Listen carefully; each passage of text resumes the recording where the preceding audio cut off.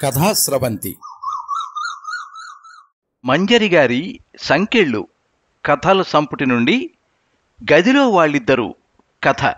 రచన మంజరి. వినిపిస్తున్నవారు పప్పు భోగారావు. మంజరి గారి పేరు పాఠకులకు సుపరిచితం. వివిధ దిన వార మాసపత్రికల్లో మంజరి కథలు, సీరియల్స్ ప్రచురించబడ్డాయి. మంజరి గారిలోని విశిష్టత ఎలాంటి డొంక తిరుగుడు లేకుండా సూటిగా చెప్పగలగడం, పదాడంబరాలు లేకుండా వాడుక భాషలో రాయడం, నేల విడిచి సాము చెయ్యని పాత్రలు సృష్టించడం, మానవ సంబంధాల్ని ఉన్నతంగా చూపించడం.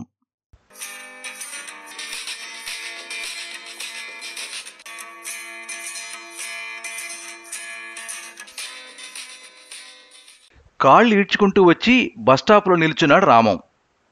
ఉదయం నుంచి కష్టపడి ఉండడంతో బాగా అలసటగా ఉంది అతనికి. అప్పటికి రాత్రి 10 దాటింది సమయం. అందుచేత ప్రయాణికులెవరూ లేరక్కడ. బస్టాప్ చీకట్లో మునిగి ఉంది. నిజానికి ఆ సమయంలో సిటీ బస్సులు తిరగవు. కానీ చివరి ట్రిప్ ముగించుకుని 10 దాటాక డిపోకు వెళ్లే బస్సు ఒకటి వస్తుంది. ఇంచుమించు రోజూ అదే బస్సుకు పెడతాడు రామం. ఎప్పుడైనా అది మిస్ అయితే ఆటోలేటు ఉండనే ఉన్నాయి. ఓ వాహనం రోడ్డు మీద వెళుతున్నప్పుడు తల తెప్పిన రామంకి బస్టాప్ చివర మరీ చీకటిగా ఉన్న చోట ఓ అమ్మాయి కనిపించింది. అంతేకాదు, ఆమె తన వంక నవ్వుతూ చూసినట్టు కూడా గమనించాడు. చీకటి సందుల్లో వెళుతున్నప్పుడు ఆడవాళ్లు పలకరించడం, కవ్వించడం కొత్త ఏం కాదు. ముఖ్యంగా రాత్రి 11 దాటాక ఆర్టీసీ కాంప్లెక్స్ చుట్టూ కనిపిస్తారు అలాంటి ఆడవాళ్లు. అప్పుడు మౌనంగా ఉండడమే శ్రేయస్కరమని అక్కడికి వచ్చిన కొద్ది రోజులకే తెలుసుకున్నాడు. మరో వాహనం వెళ్ళినప్పుడు కూడా ఆమె అలాగే నవ్వింది. కాసేపటికి రామం వైపు జరిగి అడిగిందామె, మీరెక్కడికి వెళ్ళాలి? చినబాల్తేర్. నేను పెదబాల్తేర్ వెళ్ళాలి. ఆటోలో వెళ్దామా? చినబాల్తేర్లో తనను దించి పెదబాల్తేర్ వెళ్తుంది ఆటో. ఆమె ప్రపోజల్లో తప్పేమీ లేకపోయినా సమాధానం ఇవ్వలేదు రామం. కొద్దిసేపు ఇద్దరి మధ్య నిశ్శబ్దం రాజ్యం చేసింది. మీ దగ్గర 500 ఉన్నాయా? హఠాత్తుగా అడిగిందామె. లేవు. రాత్రంతా ఉంటాను, మీ ఇష్టం. రామం మాట్లాడకుండా అక్కడ నుండి కదిలి 4 అడుగులు రోడ్డు వైపు వేశాడు. పోనీ 300? ఆగి ఒక్క క్షణం ఆలోచించి వెనక్కి తిరిగి నెమ్మదిగా చెప్పాడు. 100 ఉన్నాయి, చాలవు అందామె. ఉన్నవి చాలవు, చాలినన్ని ఉండవు, మన బతుకులే అంత నవ్వాడు నిర్మలంగా. 100 ఒకసారికే. ఎక్కడికి పోదాం? నా రూమ్కి. ఈపాటి దానికి రూమ్కి ఎందుకు? మున్సిపల్ స్టేడియంలో ఎవరూ ఉండరు. ఆకలేస్తోంది. ఉదయం 8కి రూమ్ నుండి బయటపడ్డాను. ఒళ్ళంతా చిరాగ్గా ఉంది. రామం మాటలకు ఆమె తెల్లబోయింది.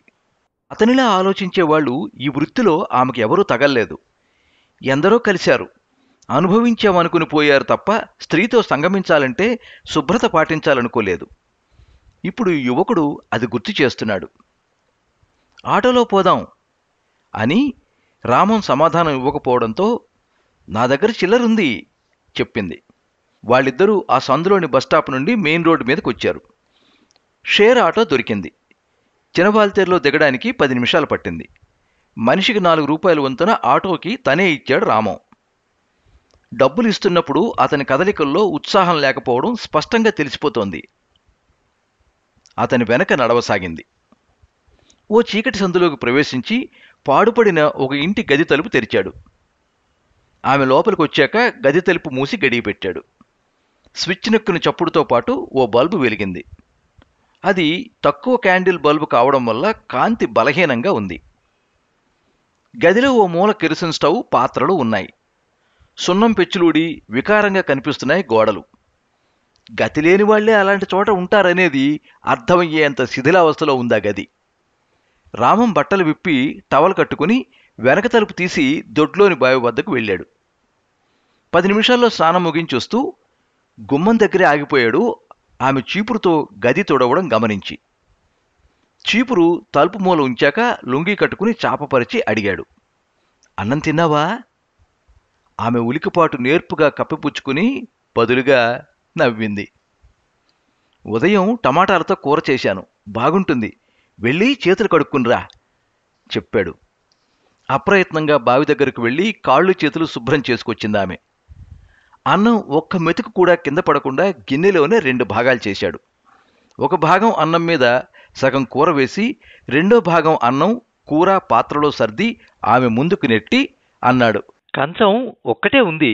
అదెందుకు ఎంగిలి చెయ్యాలని? మీరే వండుకుంటారా అడిగిందామే అతన్ని గమనిస్తూ. ఆ, నా జాతకం తెలిసి ముందే వంట నేర్పింది మా అమ్మ. 3 పెంచడానికి ఒళ్ళు హూనం చేసుకునేది.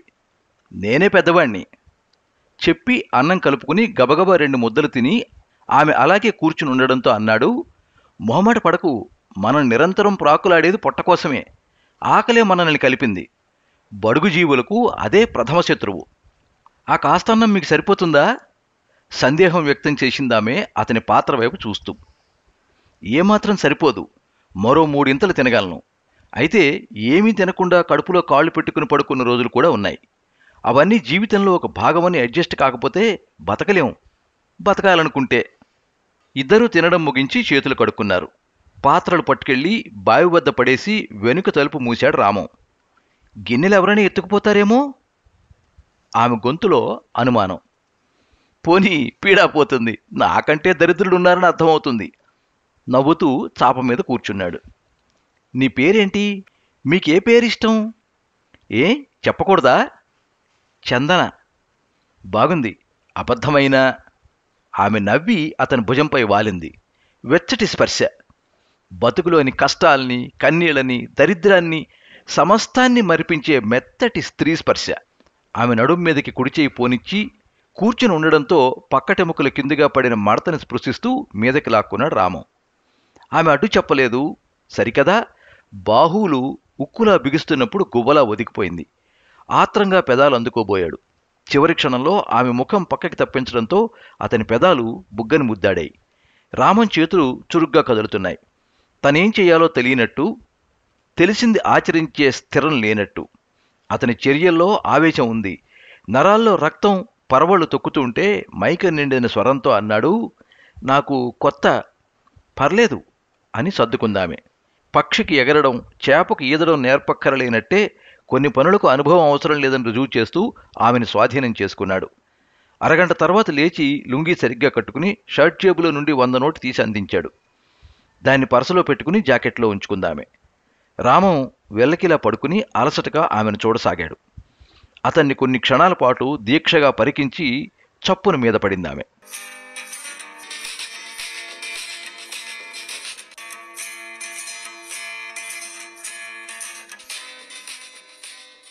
ఆమె లేచి కూర్చుంది. రామం ఆదమర్చి నిద్రపోతున్నాడు. అతని ముఖంలో సుఖపడిన దానికి చిహ్నంలా ఓ వెలుగు ఆ మసక వెలుతురులో సైతం కొట్టొచ్చినట్టు కనిపిస్తోంది. ఇక ఏనుగులతో తొక్కించిన అతడు లేవడని గ్రహించింది. దృష్టి మరల్చి గది మొత్తం పరికించిందామె. విలువైన వస్తువులేమీ కనిపించకపోవడంతో లేచి పిల్లిలా మేకుకి తగిలించిన బట్టలు అందుకుంది. కొద్దిపాటి చిల్లర మాత్రం చొక్కా జేబులో ఉంది. ప్యాంటు జేబులు తడిమి సెల్ ఫోన్ లేకపోవడంతో ఆశ్చర్యపడుతూ బ్యాక్ పాకెట్లో ఓ కాగితం చేతికి తగిలితే తీసింది. అది కరెన్సీ నోటు కానందుకు ముఖం చిట్లించి యథాలాపంగా తెరిచింది. అప్పటికే సమయం వృధా చేస్తున్న విషయాన్ని హెచ్చరించబోయిన మనసు అందులోని మొదటి వాక్యం కంటపడగానే ఊరకుండిపోయింది. క్లుప్తంగా ఉన్న అక్షరాల వెంట పరిగెత్తసాగింది ఆమె చూపు. అన్నయ్యా, నీ ఉత్తరం అందింది. నీకు ఉద్యోగం దొరికినందుకు మేమంతా సంతోషించాం. అమ్మని గవర్నమెంట్ ఆసుపత్రికి తీసుకెళ్లి చూపించాను. మంచి ఆహారం ఇమ్మని మందులు రాశారు డాక్టర్. క్షయవ్యాధి ప్రారంభ దశలో ఉందట. భయపడనక్కరలేదని, తగ్గిపోతుందని అన్నాడు.